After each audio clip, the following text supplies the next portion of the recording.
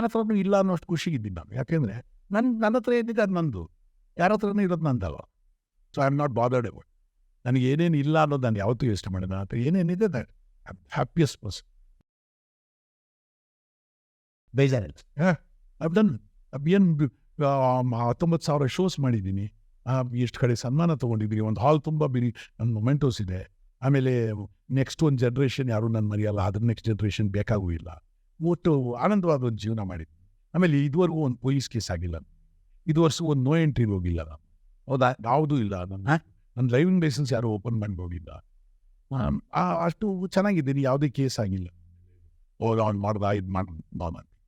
ಆಮೇಲೆ ಎಲ್ಲೂ ಸಾಲಾಗಿಲ್ಲ, ಏನಿಲ್ಲ. ಹಂಗೆ ಅಂದ್ಬಿಟ್ಟು ಯಾರಿಗೂ ಸಾಲ ಕೊಡೋಕ್ಕೂ ನನ್ನ ಹತ್ರ ದುಡ್ಡಿಲ್ಲ. ಇಲ್ಲೇ ಹೇಳ್ಬಿಡ್ತೀವಿ ಸಾಲ ಇಲ್ಲಿ ದುಡ್ಡಿನ ಹಂಗಾರೆ ನಾವು ಕೇಳ್ಬೋದಾಗಿದೆ. ಯಾರು ಕೇಳಿದ್ರು ನಾನು ಕೊಡೋದಿಲ್ಲ, ನಾನು ಯಾರ ಹತ್ರ ಕೇಳೋದು. ಸೊ ನನ್ನ ಬಾಳಿ ನಾನು ತೃಪ್ತಿಯಾದ ಮನುಷ್ಯ. ಸಮುದ್ರ ದಂಡೆ ಮೇಲೆ ಏನೋ ಒಂದು ಫಾರ್ಮ್ ಹೌಸ್ ಮಾಡಿದಿರಿ ಅಂತ ಕೇಳಿದೆ ನಾನು. ಅದು ಸಾಮಾನ್ಯ ಅಮ್ಮನ ಮನೆ ಅಂತ ಕಾನ್ಸೆಪ್ಟ್. ಅಮ್ಮ ಇದ್ದಿದ್ದ ಮನೆ ಅದು ಲಾಸ್ಟ್ ಪ್ಲೇಸಲ್ಲಿ. ಸೊ ಆ ಮನೇನ ಹಂಗೆ ಇಟ್ಟಿದ್ದೀನಿ. ಅಲ್ಲಿ ಒಂದು ವಾರ್ಡ್ರೋಬಲ್ಲಿ ನೀವೇನೇನು ಇರ್ತೀರ, ಬಟ್ಟೆಗಳು ಇಡ್ತೀರ, ಆ ಥರ ನಾನು ಬರೀ ಕಿಚನ್ದೇ ವಾರ್ಡ್ರೋಬ್ ಇಟ್ಟು, ಲೈಕ್ ಒಂದು 5-6 ಕುಕ್ಕರ್ಗಳು, 5-6 ಕಟ್ರಸ್ಸು ಎಲೆಕ್ಟ್ರಿಕ್ದು, ಆಮೇಲೆ ಪೋರ್ಸಿಲಿನ್ ಎಲ್ಲ ಒಂದು, ಕಾಪರ್ ಎಲ್ಲ ಒಂದು, ಆಮೇಲೆ ಕಾಸ್ಟಿಂಗ್ ಎಲ್ಲ ಒಂದು, ಬ್ರಾಸ್ ಎಲ್ಲ ಒಂದು, ಸ್ಟೀಲ್ದು ಯುಟೆನ್ಸಿಲ್ಸ್ ಎಲ್ಲ ಒಂದಷ್ಟು. ಬೇರೆ ಪ್ರಪಂಚದ ಯಾವುದೇ ಮೂಲೆಗೆ ಹೋದ್ರು ಅಲ್ಲಿಂದ ಒಂದು ಪಾತ್ರೆ ತರ್ತೀನಿ, ಅಲ್ಲಿ ಇಡ್ತೀನಿ. ಅದರಲ್ಲಿ ಅದು ಒಂದು ಕಾಡಬೇಕದು ಎಂಥ ನಿಜ ಅಲ್ವಾ ಅನ್ನೋದು. ಸೊ ಅದಕ್ಕೆ ನನಗೆ ಇನ್ಸ್ಪೈರ್ ಆಗಿದ್ದೆ ಜಾನಿ ಲಿವರ್. ನಾವಿಬ್ಬರು ಸಮಕಾಲೀನರು ಅನ್ಬೋದು ಹೆಚ್ಚು ಕಮ್ಮಿ. ಬಟ್ ಇವತ್ತು ಅವ್ರು ನಾನು ಭಾಳ ಇಷ್ಟಪಡ್ತಾರೆ, ನಾನು ಅವ್ರನ್ನ ಇಷ್ಟಪಡ್ತೀನಿ. ಯಾಕೆ ಈಗ ಅವ್ರು ಪ್ರೋಗ್ರಾಮ್ ಮಾಡ್ತಾ ಇಲ್ಲ, ಬಿಟ್ಟು ಕಡಿಮೆ. ಮಗಳು ಮಾಡ್ತಾ ಇದ್ದಾರೆ. ಹೌದಾ? ಮಗಳು ಒಳ್ಳೆ ಕಾಮಿಡಿ. ನಾವು ಭಾಳ ದೊಡ್ಡ ಸ್ಟೇಜೆಲ್ಲ ಬರ್ತಾ ಇದ್ದಾರೆ. ಅವಳು ಮಿಮಿಕ್ರಿ ಎಲ್ಲ ಮಾಡ್ತಾರೆ. ಬಿಡ್ತಾರೆ ಈಸ್ ಇನ್ ಟು ಡಿವೋಷನ್ ಅಲ್ವಾ? ದೇವರು ಗೀವ್ರು ಅಥವಾ ಭಾಳ ಹೀಲಿಂಗ್ ಪ್ರೋಸೆಸ್ ಎಲ್ಲ ಒಂದು ಕಾಲದಲ್ಲಿ ಹಂಗಿದ್ರು. ಈಗ ಒಂದು ಕಾಲದಲ್ಲಿ ವಾರ್ಧಕ್ಯ ಮುನಿವರ್ತಿನ ಅಂತಾರಲ್ಲ, ವಾರ್ಧಕ್ಯ ಮುನಿ ಥರ ಆಗುತ್ತೆ, ಆ ಥರ ಇದ್ದಾರೆ. Fine, is a nice man. ಅದು ಒಂದು ತೃಪ್ತಿ ಜೀವನ. ಯಾಕೆಂದರೆ ಎಲ್ಲವನ್ನೂ ಮಾಡ್ತಿದ್ರು, ಎಲ್ಲವನ್ನೂ ನಾನು ನೋಡ್ದಂಗೆ ಅವ್ರ ಬಗ್ಗೆ ಭಾಳ ರೆಫರ್ ಮಾಡ್ತೀರಿ ನಾವು. ಡೆಫಿನೆಟ್ಲಿ. ಅಂದರೆ ಮಾನವೀಯತೆಯ ಬಗ್ಗೆ ಒಂದು ಹಾಸ್ಯ ಮಾಡೋದು ಇದೆಯಲ್ಲ, ಅದು ಭಾಳ ಕಷ್ಟ. ಮಾನವೀಯತೆ ಬೇಕು, ಅದನ್ನು ಮಾಡ್ತಾರೆ. ಸೊ ನಾನು ಅದನ್ನು ಮಾಡಿದಾಗ ನಾವು ಸಮಕಾಲೀನರಾಗಿ ಇಷ್ಟಪಡ್ತೀನಿ ನಾನು ಅವ್ರು ಮಾಡೋದೆಲ್ಲ.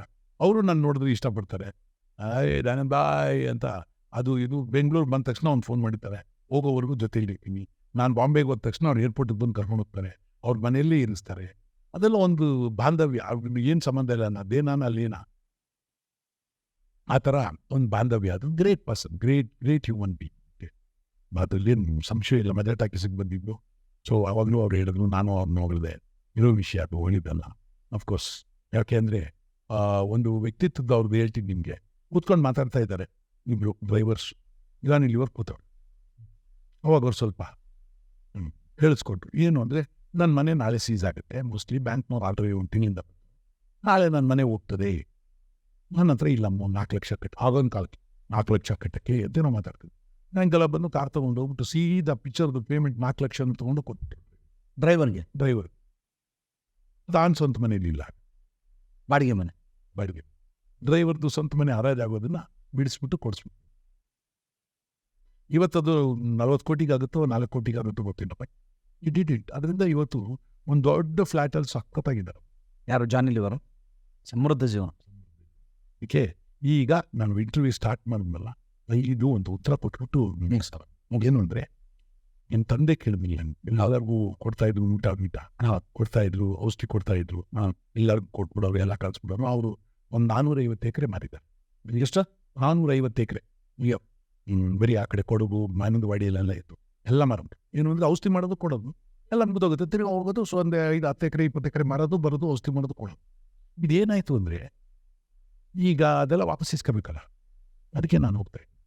ಅವರೆಲ್ಲ ಎಲ್ಲೆಲ್ಲೋ ಹೋಗ್ಬಿಟ್ಟವ್ರೆ, ಶಿಕಾಗೋಗೆ, ಆಸ್ಟ್ರೇಲಿಯಾಗೆ, ಮೆಲ್ಬೋರ್ನ್ಗೆ, ಸಿಡ್ನಿಗೆಲ್ಲ ಹೋಗ್ಬಿಟ್ಟವ್ರೆ.